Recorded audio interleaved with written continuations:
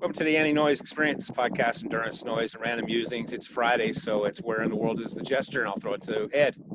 Where you at, Ed? Hi, yay, Andy. I'm in Denver. I'm on my way to Kentucky for a race this weekend, but right now I have a layover till after midnight here in Denver. Yeah, so you were in Denver, I think, last Friday, too, when we talked to you.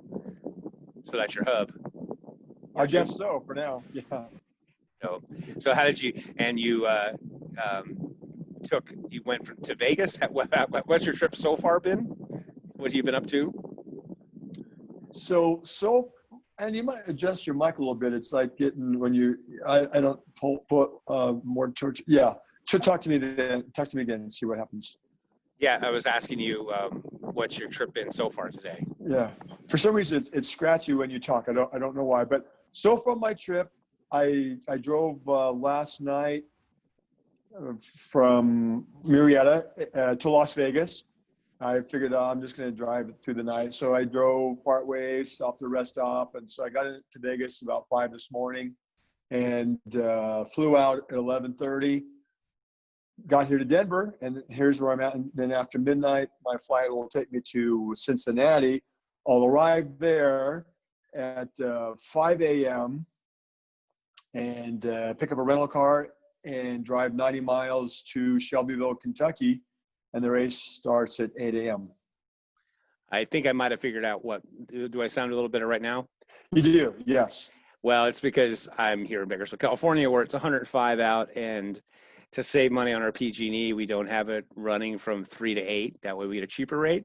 So I'm in my house. It's probably 80-ish, and I have this little fan. I had this little fan by me blowing in my face. So that was probably, I turned it on. We were talking before we went on, and I was like, oh, that's probably that interference, and it's like 2 feet away. So yeah, so that's it's a world difference now. Yeah, it's much better. Okay, yeah, because remarkably, most of these have been sounding pretty good. I was going to say, I was talking to Ed about this, that if you're not prepared to listen to the full video, I have been not editing, but taking out little snippets of a show, one with Kelly Agnew. I did another one about you talking about adrenal fatigue and about your challenge and something else I can't remember, but they're all kind of thrown up onto YouTube. And I also, I don't know if you knew, I did a podcast with Craig Simmons. Oh, cool. Our RD Thunder Ultras. Right to Walk is yes. That the name of his race? Right to Walk 24 hour? Yeah. Yes. Cool. And awesome.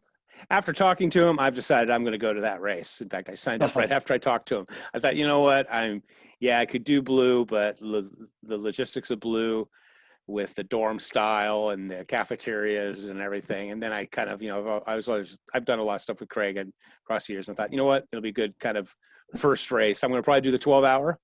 I signed up for the midnight start, which there was a 9 p.m. start last year, but I figured I'd sign up the midnight start because if you are there, we can do some miles together. Yeah, we can do some miles. Yeah. And I'd much rather, though the weather looked like it's going to be okay, but how was the weather there last year? Was it warm? See, I've got that runner's amnesia because for me, every race was always perfect conditions a year later. Yeah. But it does seem like it got a little bit warm during the day, I think, if I remember right. But no humidity, which is always my concern right now where I'm at. But yeah, it was decent. And the night was actually really nice. From what I can recall, I really enjoyed it. It was perfect weather at night. Yeah. Yeah. So I just thought I'd sign up and that way I can I'll probably go up a day or two early. I'm hoping to maybe by then maybe be able to visit my friend Sarah and Allison's up there. So I may go up early, or I may just go up the day of it. Well, and we'll work that out if you end up going to that race or not. Speaking of it, it's kind of, I was thinking about with you, yeah, definitely you're going back to the land of humidity, Kentucky. I'm sure it's going to be nice and green and moist. And it's kind of interesting that, you're in Southern California, it's dry. Then you go to Vegas, it's even drier. And now you're in Denver, which is really dry because it's a mile high. And so and then boom, you're in Kentucky.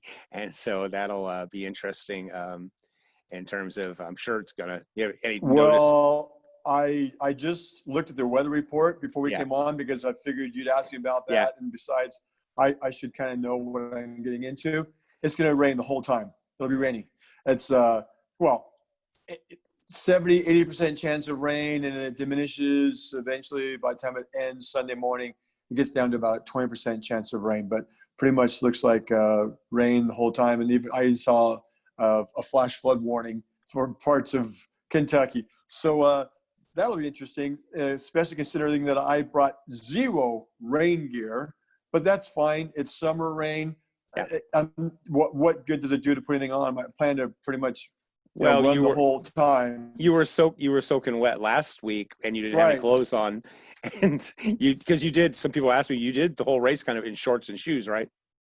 In Tennessee, Shorts and shoes, but no shirt. no shirt, or did you have the hat on? I did have the just hat on until like kind of late in the night when there's very few people out there. It was getting kind of warm, so I took the hat off. So it was just shorts and shoes. Yeah, and so like I mean, that's just the East Coast. It just rains. I mean, I lived in Georgia, Atlanta years ago, and I remember it rained there some, but we went to Disney World, and every afternoon, like at 4:00, there'd be a thunderstorm, and you'd be like, our day's over, and then a half an hour later, it'd be gone, and you just like, wow, just more rain than I've ever seen in my life. So that's just kind of what you got to deal with. I was looking here on this. Do you know anything about the course? I think we might have talked about it. All I know is it's a 2-mile. Oh yeah, there it is. Rolling hills on grass. Rolling hills. Yeah. Grass and single track. In the rain. Oh, good news. Guess what I got in the mail yesterday? Some shoes? Some shoes! I'll have new shoes for the first time in 3 years, actually. This is the last time I got new Ultras. But Peak, which are a trail shoe, and the Paradigm. And I decided to put one of them on a little bit of a rush. Good thing I did, because the ones that came in. But it's the street shoes, the Paradigms, and I'll be on wet grass. So I should have put a rush on the other ones. Anyway, it doesn't matter. The point is I have new shoes instead of ones with holes in them. I remember when we went over this race the other day, and there's this beautiful path through trees, and the path is all covered in grass. Yeah. And some single track. So again, you're going to have your same kind of situation of you're definitely going to have to be on your game. I mean, you're always on your game, but with the 24-hour cutoff and the conditions. So anything different you're going to look at it, like you've kind of learned now that you come back, because you kind of have done a comeback. You were gone for a while, and now you've done Kansas and you've done Tennessee. Is there anything you're changing up in your pacing strategy or stuff like that? I mean, you're pretty good at that anyways, but you always say, I got to make hay while the sun is shining or while it's raining. And have you changed up that or kind of philosophy? Yeah, go ahead. I'm sorry. Yeah. Right. I'm probably going to start out at probably 11-minute miles, maybe dip a little bit under that, 10 and a half, 11. I don't want to go any faster than a 10-minute mile, even though you're right, I could bank some, but then that might come back to haunt me. So I think I'll stick with that. And then eventually, of course, I'm going to start slowing down and hopefully be able to ride 12-minute miles into mile 50 or so. And then it'll slow down to 13s, I'm sure, and then get to 14s. But I'm hoping to bank enough to where I can keep moving and stay out there and take minimal breaks like I did last weekend. I kept the breaks really short. And this one is self-supported. They provide water, but everything else you have to get. So I'm going to stop at a Walmart and pick up some food items and have those ready to go. So I'll know exactly what I have. And when I come in, just grab and go, and just as much as I can, stay out there, keep moving. And the goal is to get at least 100 miles, because in my mind, anything less than 100 miles, I won't call it a waste. But why would I fly all the way out to another state? I'm trying to work on my 100-mile records, and so that's in my mind. It's pretty set to less than 100 is a DNF. Even though it's a 24-hour race, one 2-mile loop, and it's not a DNF, but in my mind, it would be. Oh yeah, most definitely. I mean, that's, and that's why I was kind of curious, because have you ever, I mean, I've been in a lot of races with you, and you just kind of seem like you just run till you can't run, and then you walk, and then you recover and then you run. But do you ever adopted like a actually organized, structured rock run pattern? Like myself, I will kind of go in with a more structured, and of course the king of it is Bob Hearn, and he's also the king of even pacing. I don't know if you've watched Bob, but Oh like yeah. at the Desert Solstice, he ran almost like the exact same distance in the first 12 and the last 12, but he does like a system where he'll run like a mile and a half and walk 200 yards, and he'll just do that all day long, all night long. And do you ever do that kind of thing? I've tried some different things. I'm not as disciplined as Bob, being the rocket scientist that he is. He Yes. has everything planned to a T. He has his calories planned to, within 10 calories per hour, Hmm.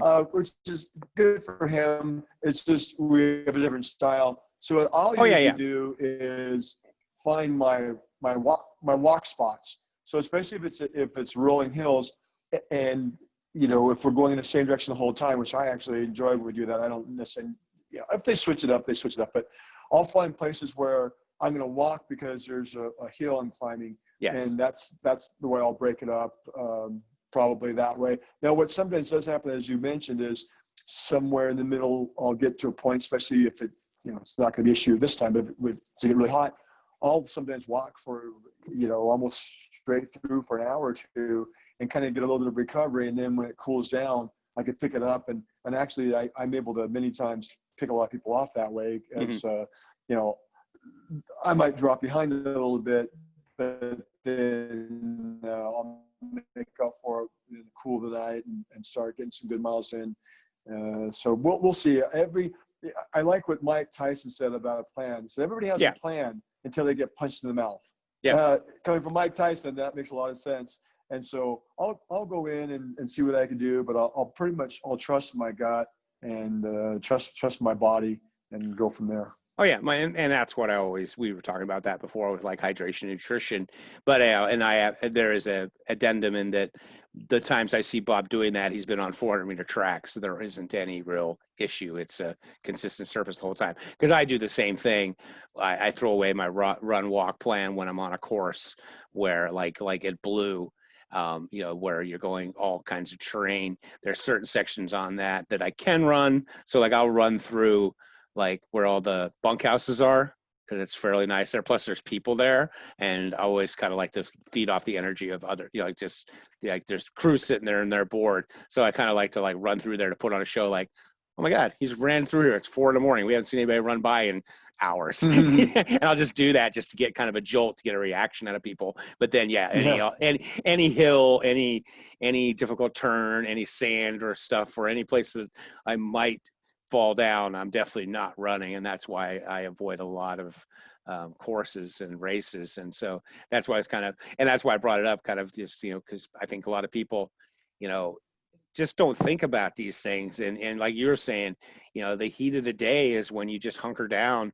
And I often compare it to like a computer, and like when it gets hot, I put myself in sleep mode. Like I basically just Hmm.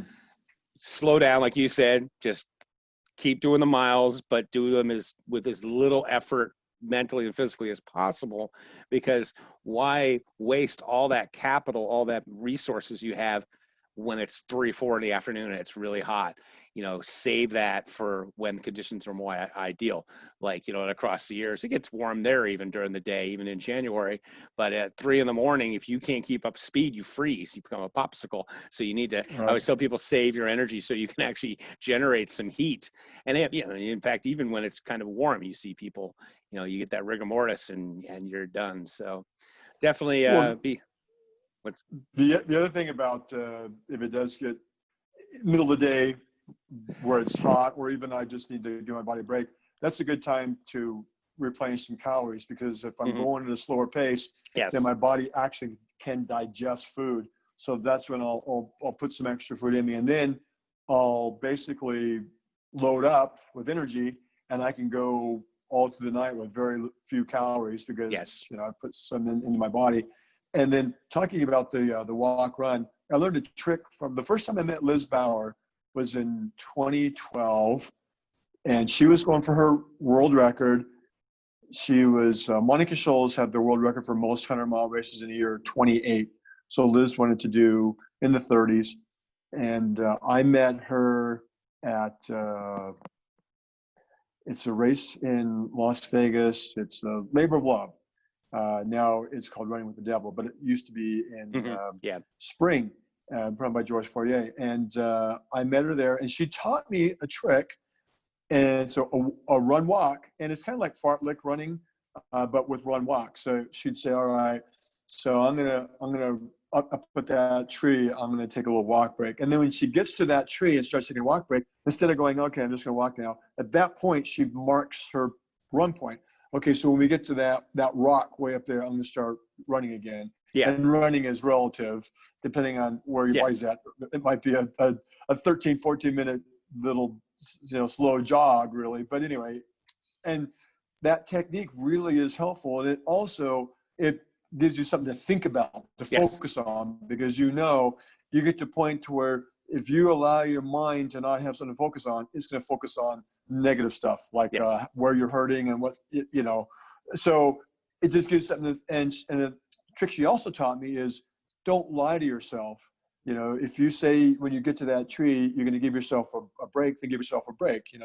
Go ahead and walk. But then also, if you say you're going to run at the rock, get to the rock, you run. Now, what I'll do with myself sometimes is I'll say, I need to get at least to that tree or hear my watch beep, because my watch beeps, that way I know I've hit a mile. So I'll take a look and see what my last pace was. So I'll give myself whichever is further, kind of a thing. Yeah. But I pretty much try to stick with that strategy. And it's also a good way when I've been walking for a long time, because when you've been walking for a long time, it's really difficult to get back into run mode. Yes. Your body just goes into this walk mode, which is very efficient. And then you try to run a few steps like, oh, I can't even run. But if you do just a few steps, then walk, and then get to the point, a few more steps of running and then walk, eventually you get to where, all right, now I'm back in to the game. My muscles have loosened up, the run muscles loosened up, and you can start putting some decent running. And then once you get that momentum going, then it's like, and you live for that point in which it's like riding the perfect wave when you start to run and it's feeling good and it's a good pace and you keep going. It's like, okay, I don't need to walk at this point. I can keep running. And then what I've found is at that point, when I catch that wave, I got to ride it for everything it's worth, because what invariably will happen, and I had it happen to me in my race in Tennessee, I feel I could have won. I was gaining on first place guy and made some mistakes and dropped into fourth. I'm still happy for it. I got a 23-hour 100, and it was fourth place overall, third place male. But what I find is once you get into that momentum, I'll put off, if I have to take a bathroom break, I'll put it off as long as I can, because what sometimes happens is take that little break and then you get back and try and get back into it. It's like you just can't get back in that run mode where you have that perfect zone. Oh yeah. Most definitely. I mean, in fact, when you were talking about that, it's like Jeff Rose, who we don't hear from anymore, but was in that epic documentary of the Western States and was winning a lot of races. He wrote a blog one time and talking about that you got to ride the highs and manage the lows, and a lot of people do it wrong. They push the highs and then they just fall apart in the lows. And so it's kind of like, can you relate it to, like you said, catching a wave? And we are Southern Californians, even though I'm way far away from the ocean. But yeah, you catch that ride and you just need to hang on and just go with it. But don't push it either. You just kind of because if you are surfing, or like I used to body surf and boogie board a lot, there's that perfect pocket. And that's where you need to stay. But if you try and run like 5 seconds faster than you should, you're going to blow up. And you'll see that a lot of times. You'll see people in these loop races, you obviously on a high and a low, and I think sometimes it's a danger of having crew and stuff. It's because then you come by and they break you out of it, because they're like, what do you need? What do you want? Blah, blah, blah. And they just, and they take you out of it, or they take themselves out of it unnecessarily. Like, they're like, well, now's the time I need to do this. Like, no, now's the time to just go and just let it flow. So yeah, I was talking about Liz. She is phenomenal in terms of her tenacity and her toughness. I've spent many hours late at night walking with her or near her, and she just definitely just gets out there and just grinds it and grinds it. It's kind of interesting talking about learning lessons from people. My first across the years, Vicatina, her name's Vicatina, but she's from Georgia. Oh And yeah, she was, Lutz, Lutz. Yeah, I yeah, think about yeah. yeah, she was out there that first year, and just a beautiful runner, just floating around. I watched her, and the lesson I learned, which also, and I'm sure, and when I watch you do it, you're not like that way, but I used to coach the Galloway method, who came up with the run walk for marathons. But you'll see people in races, they run and then they almost come to a complete stop and walk, and they just this herky jerky. And I watched her for days, and she would glide into the walk and glide out of the walk like a swan landing on a lake. And I just watched for day after day. And then on the fourth or fifth night, I was feeling really good. And I just had in my head just her just slide into the run, glide into the run, glide into the walk, and just be super smooth and not waste the effort. And then I must have been maybe the fifth day. She came out of the tent and she was not looking good. And I told her that story, and I said, yeah, I just thought of you the whole night. And she got real emotional. She's like, oh, well, that's so awesome, because she'd had a terrible night. She still probably, I think, got over 400 in those races, but it's definitely a technique to think about, just trying to, even if you aren't graceful, think you're graceful, and just, do that herky jerky. And then another thing, talking about how you were saying, run a few steps and then stop. What I do, because I often coach my athletes to try and get their cadence up, and you should try and run like 180 steps a minute. That's both feet, or 90 on one leg. And so I often tell them, hit your watch and try and do 30 steps. And if you do 30 steps in 20 seconds, that's 90 steps a minute. And so often when I'm trying to run in a race, I will make myself do at least 30 steps running, 20 seconds or so. And then, of course, if it doesn't work, it doesn't work. But you and I can compare kind of like trying to get a really crappy lawnmower to start.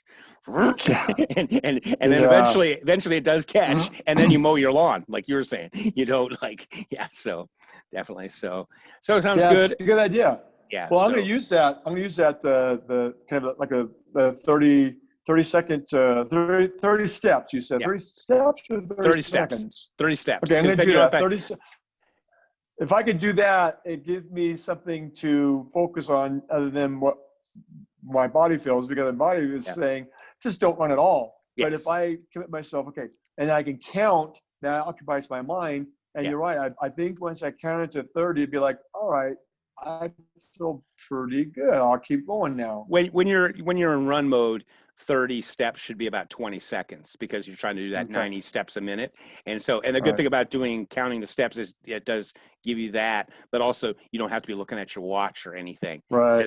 You just count. Like I always count my right leg. So it's like 1, 2, 3, 4, 5. And also I use it as a focusing technique to get myself into run mode. So when I'm counting the steps, I'm like going, okay, how are the arms moving? How are the legs moving? Am I, kind of a systems check of like, okay.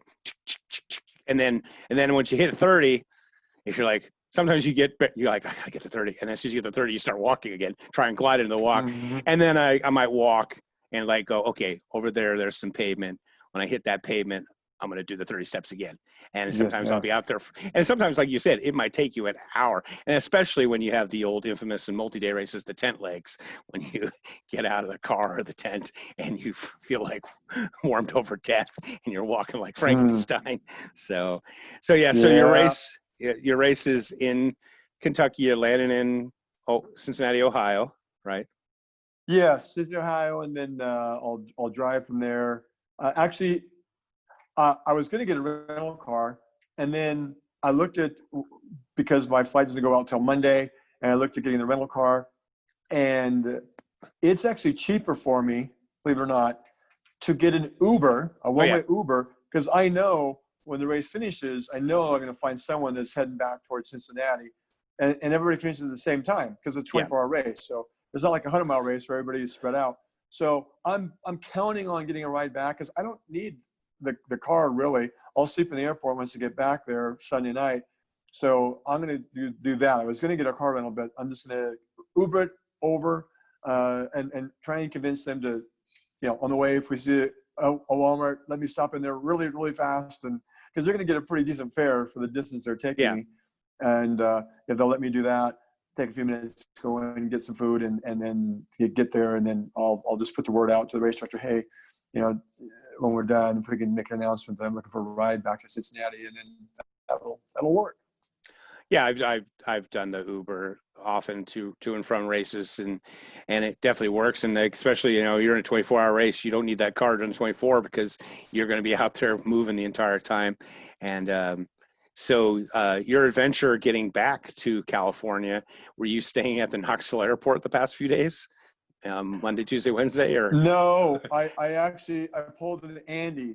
I got an Airbnb. Oh, did? And I'm really glad I did. Really glad I did, because I hadn't showered, and I didn't want to be roasting or stewing in my own juices for a couple of days. So I really needed to get cleaned up. And I looked at some hotels, and they got really bad reviews. The cheapest one was like cockroaches. Another person said, I went in and went right back out. Got my money back. And the other one said, I found heroin needle above the bed. It's like, you know what?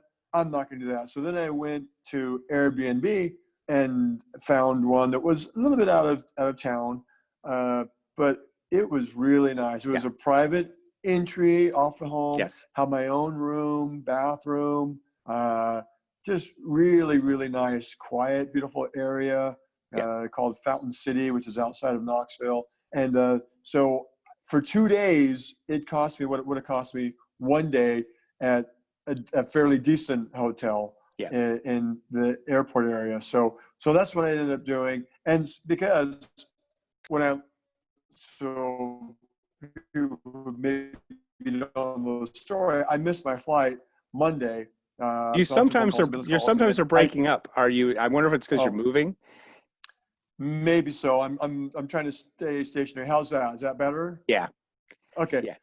So you were talking about you missed your flight. I missed my flight Monday because I was just messing around. I was on some phone calls, and I keep my watch on California time, which sometimes will mess me up on the local time because I remember this isn't the time zone I'm in. This is different. Yeah. So anyway, I got to the airport in Knoxville. It was like they rolled up the carpets. It was a 6 o'clock flight, and it was the last flight out of the airport. And there happened to be someone from Frontier there, and they said, "Oh, we're flying out Friday." It's like, I don't want to wait till Friday. So got on my cell phone, found a flight. But for the next day, the flight was going to cost me like $500. It's like, I cannot spend that. And then I found if I waited a couple of days, it was like less than $2. So I figured, okay, I'll spend money on an Uber. I'll get an Airbnb, and to save myself, a few $100s. And so that's what ended up happening. That's why I ended up staying over. And then, like an idiot, I got to the airport on time Wednesday for my flight, and then I was doing some reading and stuff, and I was waiting to hear the announcement of the flight back to San Diego. I didn't hear it, and then I looked at my watch and noticed, I missed my flight again. So then I went and this time it was an American Airlines, which has more flights. And I went, and they said, well, we have a flight that was supposed to have left 2 hours ago, and it's delayed because of the mechanical situation. Yeah. It's leaving in about 45 minutes. We'll just put you on standby for that. But no, you'll get in, not to worry. And I knew why she said that, because when I got on the plane, the first plane I got on, the jet, was a teeny little 54 passenger. I'd never been on one so small. There's the aisle, and on the right is single seats all the way back, single seats. On the left is 2 seats all the way back. So 18 rows of 3, so 54 seats, and only 12 people on that flight. That's when I fly out of Bakersfield, which I much prefer. I'll pay the extra money than dealing with LAX and all that nightmares. Yeah. And then when I did my layover, which went to Chicago O'Hare, and then I got on a 180 passenger jet, but there were only 40 people on that one. So midweek, different than on the weekend, it seems to be kind of packed. But midweek flying, it's like a ghost town at the airport. Yeah. And there's nobody on the planes. And they're really big about, as soon as you come onto the property, you're masked up the whole time. On the plane, they even make an announcement. American Airlines says, if you do not wear a mask, we will take Take the you plane from the back. flight Yeah. and ban you from future flying American Airlines. They are very, very serious Yeah. about masking up. Now, when you go to the food court, hey, everybody's eating, so masks are off. You're Yeah. eating, but yeah. Speaking of, catching things and stuff, I know you have an iPhone, so I'm going to put here's the, it doesn't come in very well. Here's the iPhone, and well, I can't see the picture, but it has this thing called alarms that you can put on, and Oh, your phone always has the right time because Apple syncs you to wherever you are in the world. So you can make an yeah. alarm, and you could put like half a dozen of them. So your phone will scream at you, and I know you're on your phone, and it'll tell you to. Yeah. So don't rely on Well, your wristwatch, and put it on your phone and make we it. did that. Yeah, we did that last Friday when we were doing a podcast. Yeah. I was like, oh, geez, I'm supposed to be boarding right now. They're going to shut the gate, shut the door in 2 minutes. I get caught up in stuff. Oh, I And know. Yeah. But I that's why I would don't say I'm not. I mean, I'm teasing. alarms. I'm teasing No, you, it's but good. you always have your phone on you, and I Yeah. set those alarms, and I'm the type of person that I never use alarms. Like if I had to be up at 3 a.m., I wake up at 2:55. Like probably Blanca's like never heard an alarm go off ever since she's known me because I just have like this clock in my head. But I've set them sometimes, and I get really annoyed because it then goes off when I'm like taking a shower and I'm supposed to be in bed, and I have to get out of the shower and turn the thing off because it blares. It's pretty damn annoying, and you can set lots of them. Speaking of it, it was kind of I love Airbnb would sponsor the podcast and my YouTube, but talking about Airbnbs, they are really a great way to travel and do not miss the hotels. Because one of the things I hate about hotels, besides the price, is you have a reservation, and it doesn't matter the hotel. You walk up to the front desk, and they act like, oh, hey, how are you? What are you doing here? You're like, I'm here to check in. Oh, you have a reservation? They always like they most of the clerks at every hotel I ever go to seem like it's their first day on the job, or they don't know they're at a hotel. They literally are like surprised you're there. Like, yeah, and then you tell them your name, and they're like, they never can just go, here you go. Airbnbs are awesome. They send you a text message and say the door code is 669. You punch it in. Sometimes you see the people, sometimes you don't. You get a bedroom, you get a shower. When I did across Sears the last time, I got an Airbnb for 8 days, and it ended up being like 20 something dollars a night. I mean, I had it for like $200 for the entire week, and it was like 2 or 3 miles from the race. And I was literally just driving over when I take a break. I walked in the front door. The for some reason there was a bathroom right by the front door, and my bedroom was right there. So I would like walk in, take a shower, pass out on the bed for 2 hours, and then go back to the race. And so I highly recommend the Airbnbs is a way to go, and just definitely cost effective. And so I'm glad you kind of did And that. it's a psychological thing too. When you go to a hotel, I don't know about you, but when I go to a hotel, maybe because I've done so many of them when I was doing the 100-mile record, and I'd go there by myself. I mean, most of the time if I drove, I just sleep in my car. But if I was flying, it's lonely in a Yeah. hotel. Oh When you yeah. go to an Airbnb, it feels homey. Oh It's yeah. homey, and it just feels the atmosphere just so much better, and it just doesn't feel quite like you're so far away from home. Oh yeah, most At definitely. least for And me. I actually kind of feel bad because a lot of times when I go to use Airbnbs, the people that get often I use the super hosts or people that are, you get donations, and they're so friendly and nice. I feel bad because usually I'm getting in there, I'm trying to rest up for something crazy, and then I'm gone crack of dawn, and then I come back late, and I think they're kind of like almost like, gosh, we just didn't even see them, because a lot of times when I get, they review you and you review them, like, yeah, he kept the place clean, but we didn't really hear from or talk to him because he was in and out. And people who know me, I obviously with a podcast love to talk, but usually I'm just so worn out or stressed out. But it's a great way to just kind of decompress, and definitely a way to do it, I think. And definitely when you go off on your world tour again with the 60 hundreds, depending on how you do it, you definitely want to look into doing those Airbnbs, and or also maybe contact people, um, along the route. In fact, speaking of that, it's kind of, we were talking about it earlier this week about the Patreon page, and that's, obviously for your 1600s coming up when we can do it, that's something you can kind of make as a, one of the tiers, like, I'm going to be through your part of town, come by and hang out with, stay at their places or something like that. Yeah, So that would we're, be definitely, that would be ideal if I could far enough in advance, even go yeah, on the social media of the local, running groups, yeah, local Facebook running groups, and say, hey, I'm going to be here in town. I'd love it if I could get a ride. Like, in fact, I know Mark Plate, you might even know him, from Oklahoma.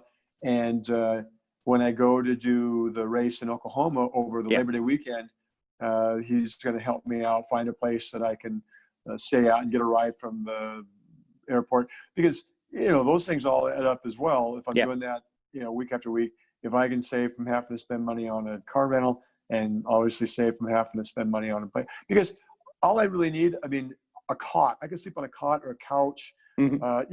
even a floor if they had some kind of padding. I don't need a luxurious bed, Yeah, that's how just a place I to am too. crash. I stay people's places, and I actually have a mattress and sleep. I sleep on the floor often, and people always like, I know I'd prefer actually sleeping on the floor versus sleeping in a nice, comfy bed. That's probably about the one thing that messes me up in Airbnbs is the furnishings are way better. I have a pretty Spartan lifestyle, and yeah, that's something that and we've talked about it in the previous podcast about you and myself, but you especially needing to take help like when people are offering it, but also let people know that accept it, because I know in the past I've tried helping you sometimes and ask, and you're like, oh yeah, I'm good, and I'll be like, I could, like, when you come to Celtic, I'm like, I could find you a place to crash, or you could probably sleep on Adam Setzer's couch. You can't come to my house because my house is insanity, but that's a whole other Mhm. story. But like when you're coming or doing other things, more like, hey, people wouldn't mind having you come over and and crash at their house and things like that. And so we talked about that Patreon, and ideally what I would really like to do with the Patreon is get it to a level where you can travel a little more comfortably, but we got to get it planned out. But even if people are interested, I would love, because then it doesn't, when you start factoring the traveling, go to more events with you, and also be able to get you get you to places on being your road manager basically. And so that Yeah. would be of something that we look forward to trying to do, and just make the experience you know get you where you need to be in that, make that. And of course, like if you're doing Airbnbs, the price isn't much more, but also then I can also document what's going on, and we can not just covering you, but covering all these races in the area, and expand it out to meeting people before the race, get there the day Uh, before and do the expos and all that kind of stuff. And so yes, I that's wanted, and I've started scheduling myself to not cut things quite so tight on the timeline. This one's really tighter than I want it to be. I'm going yeah, to fly into an airport at 5 in the morning, have an hour and a half drive to get to a race that starts, 3 hours later. yeah, And then how am I going to sleep? I'll take a nap here before my flight, and I'll try and sleep on the plane. But ideally, I'd like to get a day early, have a nice sleep, and even stay an extra day just to kind of diffuse a little bit. And also, I usually find that the flights are cheaper if I fly out on a Monday instead of on a yes. Sunday, Well, and no, so that's a factor. and like when we do this podcast, we pretty much just go riffing around. And so ideas pop in my head is in terms of like, if you can get more support with, like Patreon and other things, but also you can show up at, like, if the races, show up a day early, do some of the pre-race stuff, meet and greet people, and then also the following Monday go out and do something like go have breakfast with people, or go for a recovery walk, and all those kind of things, are all You know kind of what? things that are What gonna. I what I'd love to do, because I like public speaking, motivational speaking, and I'm working on a book. What I think would be just phenomenally fun to do is do like you say, and like I did with your race, with the Celtic race. You had me come out on a Friday. You had packet pickup, so I'd be more inclined to ask a race director for a comp entry if I could feel like Yeah, I was giving something back to them, yeah, saying, "Hey, if you're yeah, doing any packet pickup, I'll be happy to be there."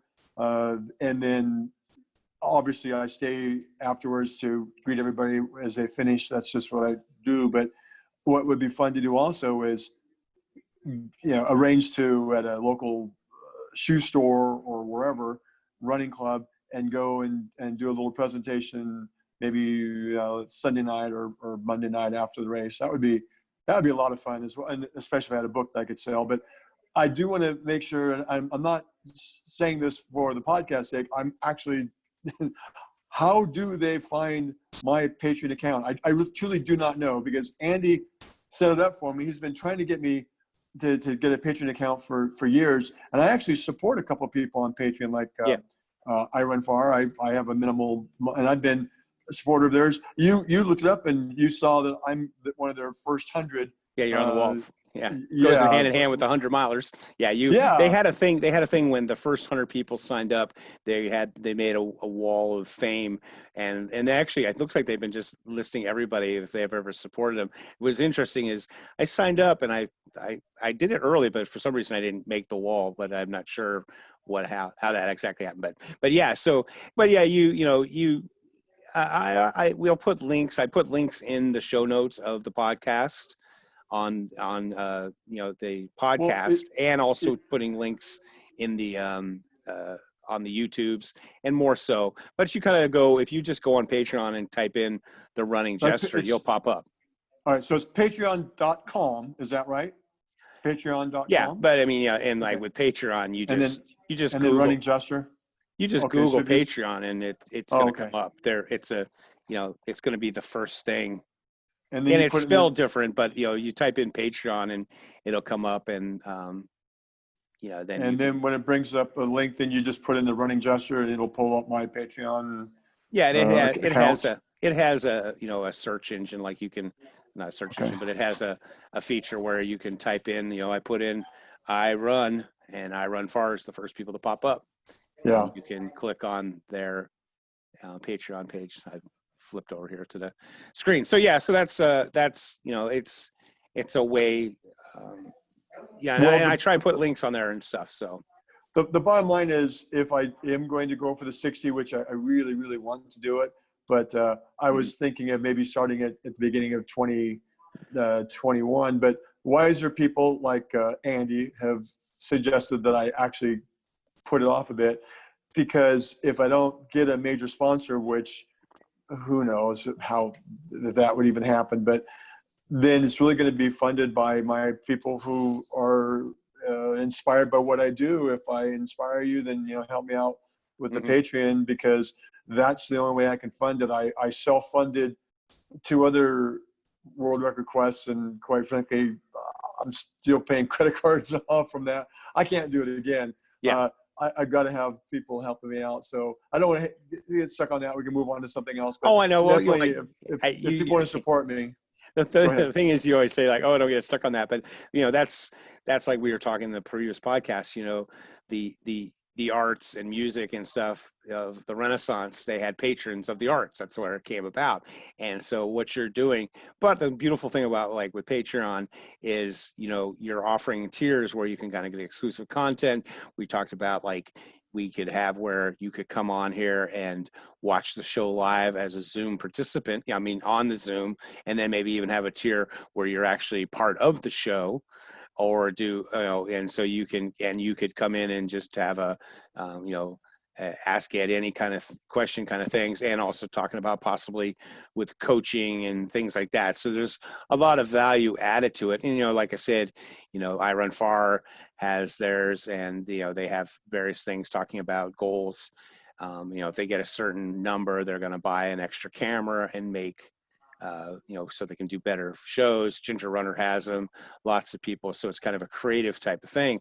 And, I definitely want to help try and get so you can go out and do these things. And, when you look around at the, the market, I talked to a friend of mine who used to own shoe stores, and he's, the shoe business, they're going to give you that. Most of them aren't making a lot, so they're going to be able to give you some product and stuff, but really to cut you a check is kind of difficult. And then I just randomly said, what about Red Bull? And he goes, yeah, Red Bull gave me 10 grand for my race series.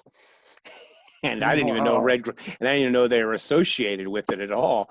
And so you have to kind of think outside the box with that kind of thing.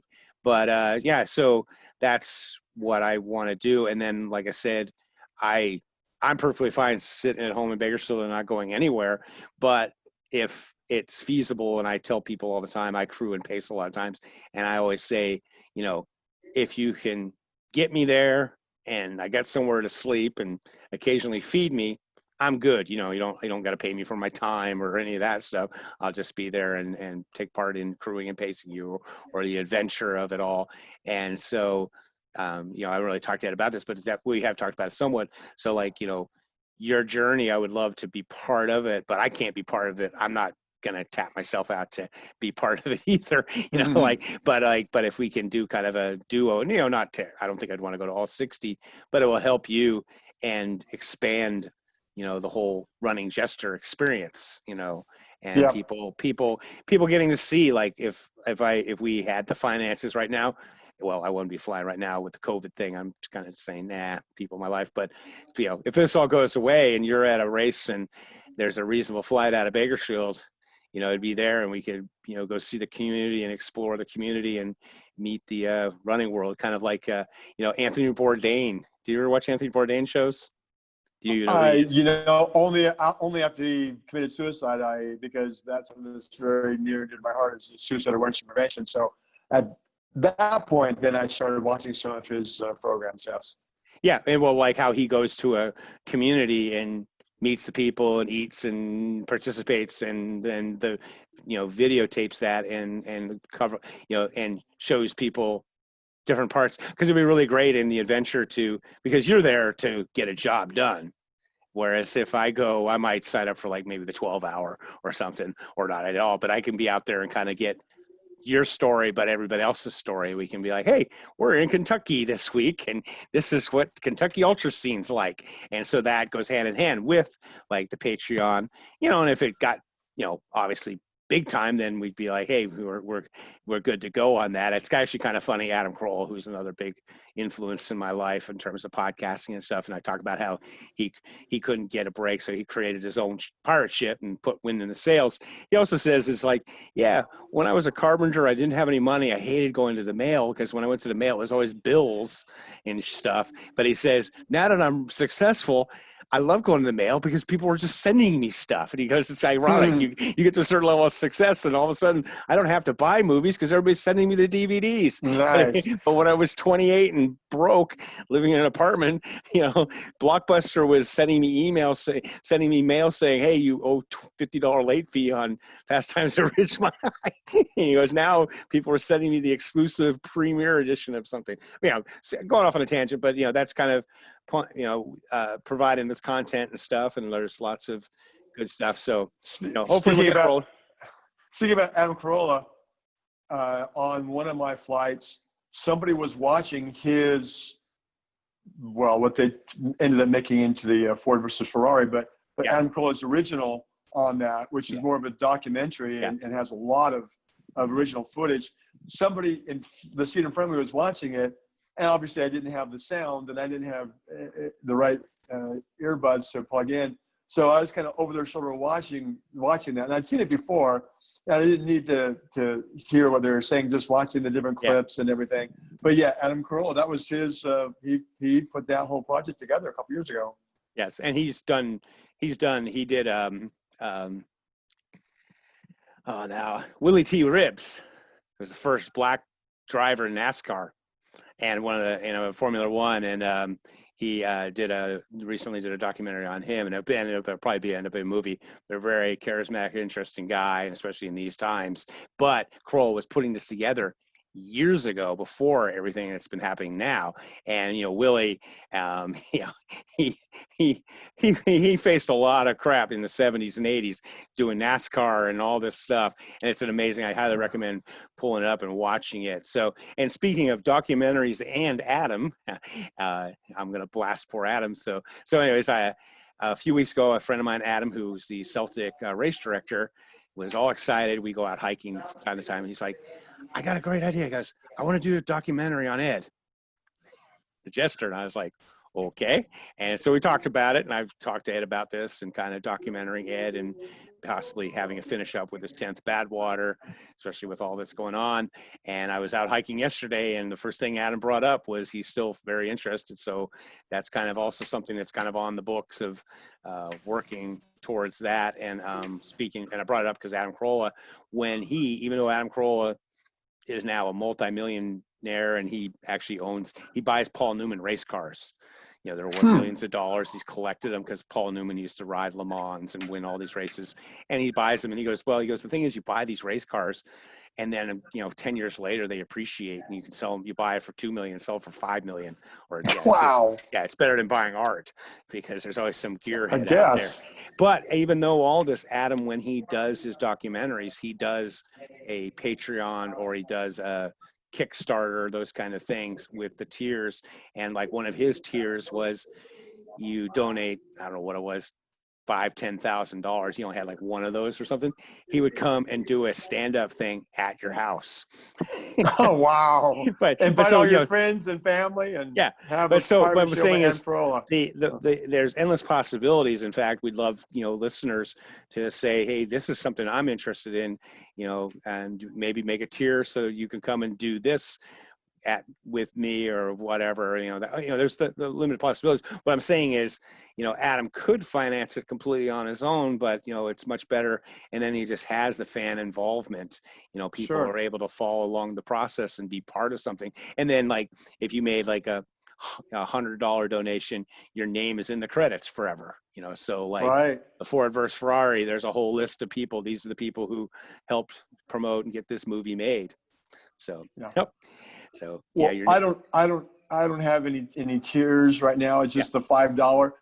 And you've been telling me, Ed, come on, get some tiers. So I need that kick in the shorts. And also input from listeners, what they want to see. If they're like, I'd love to have you do this, make that a tier.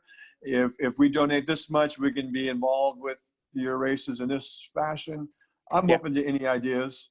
Okay. And we might do some cool things for sure. Maybe get some swag, a custom buff that's like a Jester buff. And then maybe even the last time I put out one of these wristbands was when I did my 100th 100-mile race. Well, I'm coming up to number 200 possibly before the end of the year. So I might do something on that. Anyway, lots of ideas. But those are most definitely get people who are listening to get involved and give us some feedback for sure. Yep, that's, like I said, it's just part of like what the discussion of, like, I wanted to talk to you about, what you're going on and your plans for the future. And sometime we're gonna definitely go on, and I want to do something like almost like a mini series and label it that way, kind of like throughout your your history of how you got started, what you actually did with high school. But speaking of it, you did mention the book thing. So what's going on with that? You've been writing this book for quite some time. I have. Go ahead. And is it in any sort of digital format whatsoever?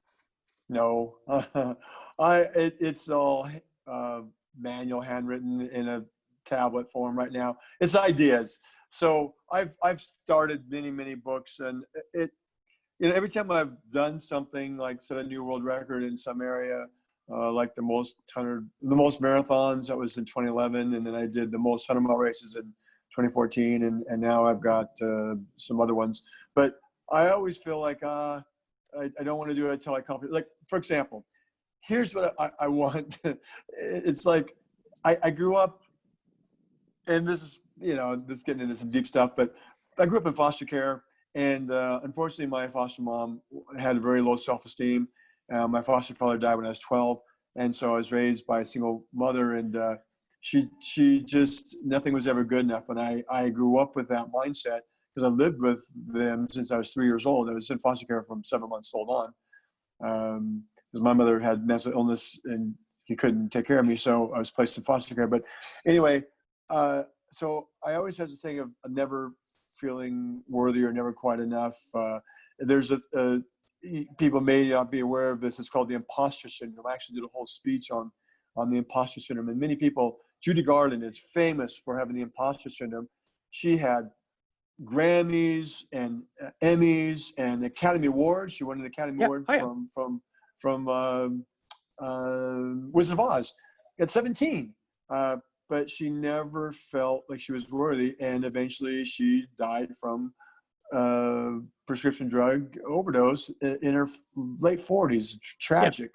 But so for me, I always feel like it's not quite enough. So to me, it's like, okay, once I've set the world record for most 100-mile races in a lifetime, and most 100-mile races in a year, and most 100-mile races in a month and in a week, you know, and actually some of those actually do have, but or like most of the lifetime, I'm second right now. And of course I did have most of my races in a year, and Walter broke that. So that's the 60 with me back on top of that. But then it goes beyond that. It's like, well, I also want to have the most 100-mile wins of anybody in the world. And I'm second in the world, most in the US with 50. But it's always like, I don't want to write a book until I've done this one thing. And then I do that one thing. It's like, well, I got to do this one extra thing. So I got to just quit doing that and say, write a book. So I have, here's what I find interesting is people have different belief systems. And some people have this thing where, well, whatever happens, it was meant to be. And I don't like that at all, because when I see something tragic that happens, I don't feel that was meant to be.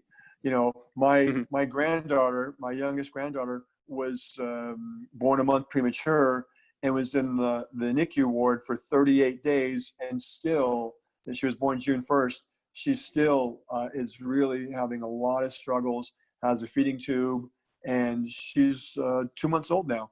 I don't think that was meant to be. You cannot tell me it was meant to be that this little baby and my baby, my fourth child, would be going through this. I just don't believe that. It's in the greater scheme of things. But sometimes things happen and you make the best of the situation. So when I missed my second flight and ended up having a layover at O'Hare, I got a book. And the book, I'm not going to say it quite yet, just because I don't want to give it away, but the book had a title, which I didn't want to use that title, but it gave me the word for the title. That's something that I always say, well, I'll just say it. What the heck? If someone uses it and writes their own book using my title, screw it. That's the way it goes. But the book is called The Gift of Struggle. Well, I always tell people that in 100-mile races, struggling is inevitable. Suffering is optional. And so that's going to be the title of my book. Struggling is inevitable. Suffering is optional. And 101 life lessons that the Jesters learned from running 100-mile races. And so I'm putting these life lessons together that I've learned. I don't have 101 of them yet, but you know, as things will come to me, and it's like, oh, that's a good life lesson. So that's the direction I finally have a direction I'm going with my book. And so that's it. So now I've given you the title and what the content is supposed to be, and now let's see if I can get it together. But because I'm a ball breaker, I don't know, 4 or 5 years at 3 a.m, you told me all about this book where you're going to have different chapters and have different athletes. And I was going to be one of the chapters, and you were going to discuss how you met me. And then we're going to talk about maybe I would offer some coaching advice, and then various other athletes that you've run across and come across. And that was supposed to be a whole book. So this isn't the first idea you had. You know what? And I forgot about that. Now you remind me of that. It's like, yeah, that's a good book. So we could have, like Adam Carolla now has like 5 books, and he's like, he goes, and Adam Carolla is laughs because he goes, I'm illiterate. He goes, I have dyslexia when I was a kid and didn't even know, couldn't read, and he's still not a good reader, but he has, but what he does, which is brilliant, and I think Joe Rogan does this too. Carolla found a writer, and he splits proceeds, you know, has a deal with the writer, doesn't pay him a straight thing, you know, commission.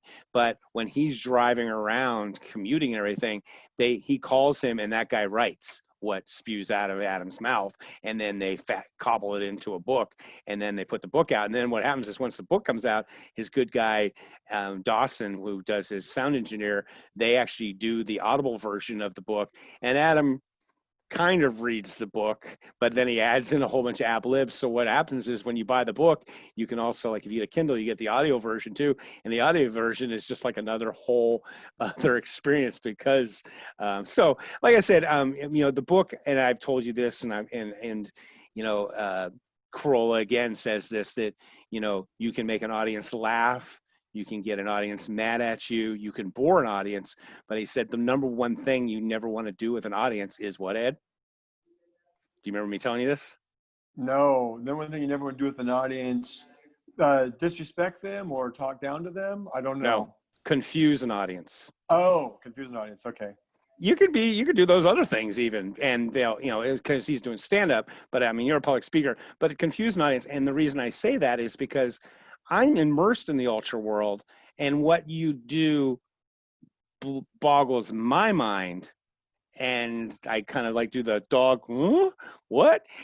Like not one bad water, not two bad waters, 9 bad waters, not this but that. And I get it. You have this drive that I'm never ever good enough, and we have a similar kind of childhood. I had my biological parents, but for all intents and purposes, it was a similar situation of having a mom that just like completely. Well, I love Corolla. He goes, I was all Valley football. Our house is across the street from the school. My parents never went to a game. And that's kind of how I was growing up too. Like, I was basically on my own for, but not to get deep, but what I'm saying is, and so, yeah, you have that thing where you're like, if I remember what you had another book idea, like, okay, once I turn 50 and I have 50 wins, I'm going to write a book. Remember that book? Did I say that once? Yes. Well, I need to start taping all. No, you were going to write a book on when you got 50 wins. And I said, Ed, no, just write the damn thing now. And you can write another one. And the bottom line is like, and like I said, all these accomplishments, but what the bottom line though is, and I've told you this too, and it's no disrespect to, I sound like a mob guy, no disrespect, but there's a lot of people in our world and in all factions of books who do one thing and write a book on it and become really big and successful doing one of the things maybe you've done, and writing a story for well, the whole career, like writing one hit wonder. Well, here's what happens. I've never, I shouldn't say never. I've done a couple of little kind of somewhat race report, not my race report, but I'll do like a race recap. Yeah. And twice they've been picked up by Ultra Running Magazine in years past, but I've never actually sat down and done an actual personal race report. Yes. And this will be my 186 100-mile finish. Because I always feel like, well, I don't know if I have really anything worthwhile to say that hasn't already been said. And I'll read somebody's race report, and some I'll read them and go, wow, that was really good. I wouldn't have been able to do that well. Or on the other hand, I'll read someone's race report and say, that was really kind of boring. What was the point? I didn't gain anything from it. There's no value to me in it. And so I look at it both ways. I want to be able to, if I put something out there, I want it to bring value to people. But I want to have something worthwhile to say as well. So, but see, what you're doing now is you're not doing it at all.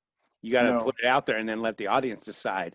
This song sucks. This song's great. I like this song, but I'm into hip hop and you're into opera, and that is something you can write me, that kind of stuff, and we put it up on Patreon, so it's exclusive to only people who are your patrons can read your race reports. And then the nice thing with Patreon is we kind of do an exclusive where for a set period of time it's only available on Patreon, and then we release it to the public.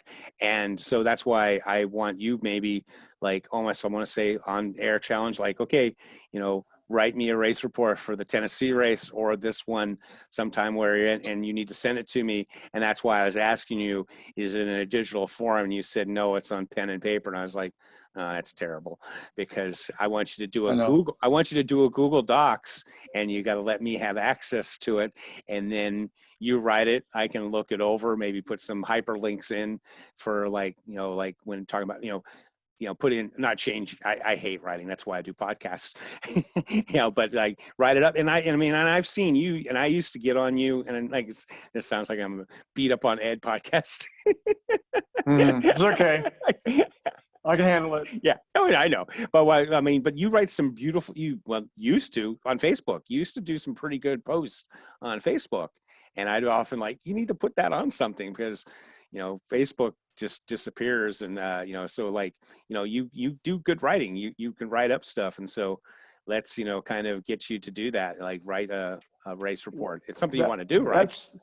I do want to do it. I actually enjoy doing it, quite frankly. It's a way for me to, but you're right. I put some things on Facebook not a real race, not what I consider to be a race report. I guess No, it I could mean, yeah, be, but no, but you just, but you'll make observations writing about yeah. whatever. And I'll be like, that was good. And So I I mean, want to start, I'm going to turn over a new leaf. I'm going to say it on this podcast, and then I'm held accountable.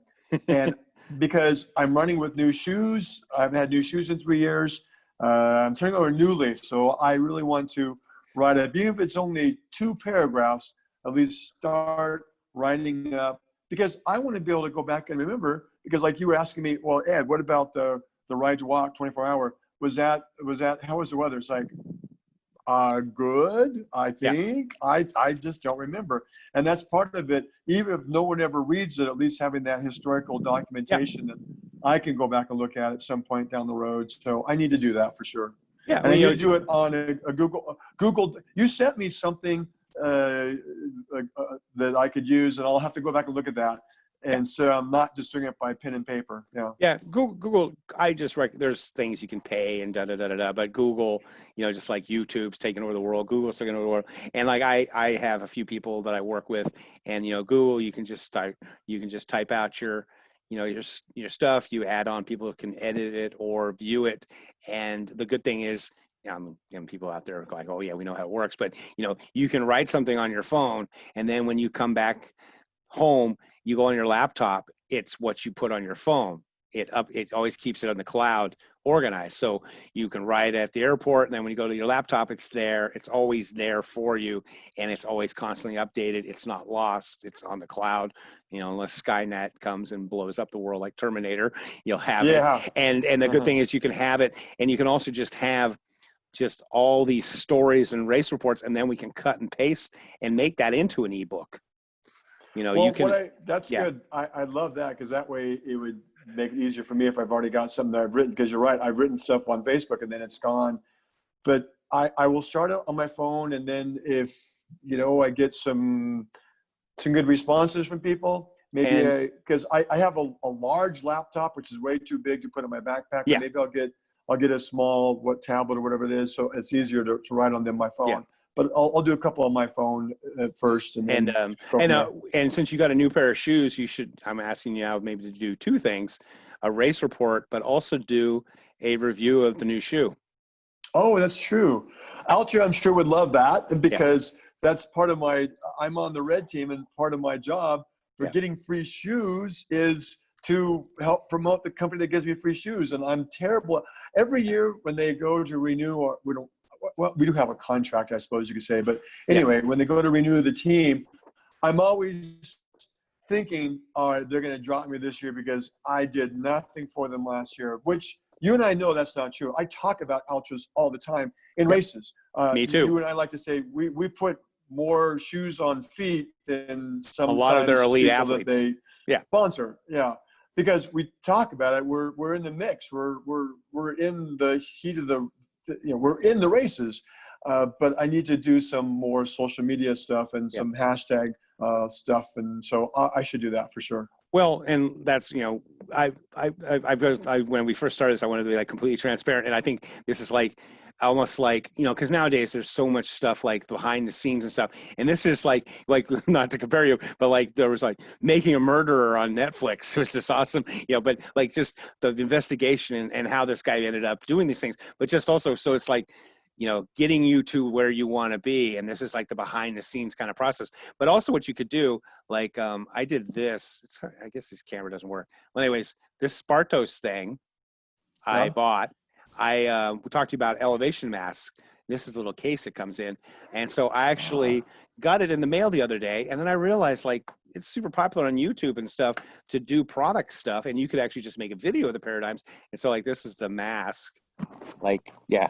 And so I Yeah. did like a 5-6 minute kind of review of the mask and threw it up, and people were watching it, and hopefully some people will see it and they can I kind of told them, I said, it's not really an elevation, it just restricts the flow. But you could do, instead of writing about the paradigms, just do a short little video and send it to me. So that's kind of what I'm saying. And so what you need to do is, and I've told you this before, and I'm sure people who follow you and want you. They want more content from you. I'm not saying content in terms of like, your Procter and Gamble, just you've got a wealth of information. And so you just create the content and then give it to me and I'll put it up on Patreon. I'll That works hashtag for this. me. I'll hashtag this stuff. I often say, I told you before too, it's like, I'm the bass player in the band. You could get another bass player. So I'm the guy that books the shows and gets the singer on time to the show. And you just get up and sing and maybe write the songs and that's all. But Works for me. You don't need to worry. But that way, and also, pester you. So I'm going to pester you like on Monday. I'm like, where's my race report? Where's my race report? And where's my shoe? Those are two things that you have. And you know me, I have an elephant. I'm big as an elephant and I have a memory like an elephant. All right. Works for me because I definitely need to be kept accountable. I can keep myself accountable to my own personal goals, running goals. Like my goal is to win this race and I don't need outside motivation for that. But I need to be kept accountable for all the other things, the peripheral things, like the shoe reviews, the race reports, and doing these podcasts, so we can. And you've been doing really great with the podcasts. In fact, you hit me up today. Hey, what's up? Well, another example is like Competitor Magazine used to be the sponsor for the rock and roll races. They were the main sponsor and they paid like all the people to come run the races, a lot of the elite athletes. And, now they're called themselves Podium Runner, which I hate the name. You probably like it. Podium Runner. Like, yeah, I'm a podium runner. I do like it. You love the podium. I hate the name. It's just, you know why I like it? Because I have the world record for the most 100-mile podiums. So I love podium. Yeah. To me, I don't like the name, but anyways, I remember years ago, they made an announcement that like, hey, we love these guys and they run fast, but they were basically going to stop paying a lot of appearance fees for all the elite East African guys because all they were doing, no disrespect to them, was, and there's cultural differences and all this stuff. They were coming, stay in the hotel, running fast on Sunday and then leaving, but they weren't promoting the product or racing. So it's like, yeah, it's great that you came and won, but that's not the whole story. That we want, the interaction. We want somebody like Med Kofletsky who will, take selfies with people. I met him. I met him in 2008 when we were up at Mammoth with my cross country team, and an amazing guy. And so that's what people, and like we're talking about, with sponsors and stuff, that's what people want and need, and so they basically quit paying. And so what happened was, instead of having a winning time of 101, the winning time was 103. But for them, it was better because, you can't just get paid for being, lightning fast, especially anyway, you can look up the people that are doing well in the running. It's not the guys winning the races. Maybe in some sports that you can still get away with that, but it's just kind of, so anyways, long story short. So next, the two things when we talk again on hopefully maybe Monday or whichever you feel like doing it. We definitely want to have a race report. And like I said, you could do, if you don't want to write them, you can always just do them on a video. The iPhones make amazing videos. I did that video on my iPhone just out in my backyard, and I was amazed. Like, these phones are just amazing nowadays. Which iPhone do you have now? Good question. I don't know. Yeah. Probably a 7 or 8 maybe or something. I got it like probably about a year ago or 9 months ago. So whatever rendition that would be. Yeah. And if you notice here, if you've been watching our podcast, I got Ed to turn his phone from portrait mode to landscape mode. And so his picture's a little bigger. So there's a little more of Ed. So it worked out. But, so you've got a few hours before your flight, but we'll probably wrap things up and let you go. And maybe you can get some sleep or I'll do a little nap. Yeah. Get some sleep, get some food. One of those things, and wish you luck. I'm not sure if this race is going to have any kind of online. Like last week, I was tracking you. They don't say anything here. Maybe I'll click on their website. I would be surprised if they did, because like we've discovered, they don't even list the entrance. And I'm coming into this race blind. I think you had said you read that the 100 or the 24-hour was limited to 30 entrants and they filled up those spots, but I have no idea. For example, he's from Ohio. He's won Badwater once. Harvey Lewis? Harvey Lewis. Is he going to be there? Yes.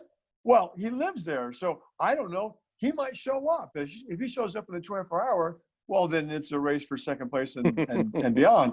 So I have no idea who my competition is going to be, but as I always do, I always run my own race. And, sometimes even really good runners, Joe Fizzi's, I actually beat him in a race, and some other really good, strong runners, because I had a really good day. On the same day, had a really bad day, and some days it works out that way. So Yeah. I have no idea what the competition is going to be, so I'm just going to run my own race tomorrow, come what will, and make the best of it. And hopefully Monday I'll be able to report to you. Either way, it's always good. I've never had a race where I finished it or didn't finish it, even DNF'd it, and didn't say I gained something from that. Even my worst races, there's always something to be gained. So we'll see Monday what I gained from it. Hopefully another first place position. Yeah, it says here there'll be 30 in the 24 maxed out. There'll be 20 in the 12-hour day and 20 in the 12-hour night run. It was interesting, before I let you go, it's called I Run for the Children of the Dream Factory, and I thought I'd read here. It says, the Dream Factory, Inc. has been a national children's wish-granting organization since 1980, with 32 chapters currently spread across the U.S. Its national headquarters in Louisville, Kentucky. Dream Factory's mission is to grant dreams to children ages 3 to 18 who suffer from critical and chronic illnesses. Dream Factory has granted thousands of dreams, and you can help grant more. So that's what the race is about. See, I should have looked that up, because that's kind of like the Make-A-Wish Foundation. Yes. I love that. Now that I know what the funds are going towards, I feel even better about it. That's why I read it, because I knew if I read that, you'd be like, oh yeah, that's motivating. I'm sure that definitely hits you. Run for the kids, for sure. Yeah. Well, considering the situation that my little baby granddaughter Eve is in right now, that brings it close to home. Yeah. My kids were all healthy when my youngest was type 1 diabetic from 10 years old on. But my 4 grandkids have all been healthy. This is the first time that we've had one that is really struggling. So, I really feel for parents and grandparents who have children that are ill, and knowing that that's what we're running for, it gives me more cause to really, when things are getting tough, when the struggle starts to happen, again, struggling is inevitable. Suffering is optional. I never suffered a race, because it's a mindset. But struggling, every race, there's struggle. But it'll make the struggle worthwhile. Most definitely. So it's Friday evening. I will let you go. And as always, I'll let you end it with you're saying what you got to say to us. Well, I like to say, be kind to each other, be gentle on yourself. Take one step today that can change the world tomorrow for good. Group hugs to everyone. Love you all. Love you, Andy. Thanks for putting this together. And I'll check back with you sometime Monday. We'll do a race recap. Okay. Thank you, Ed. And I'll talk to you soon.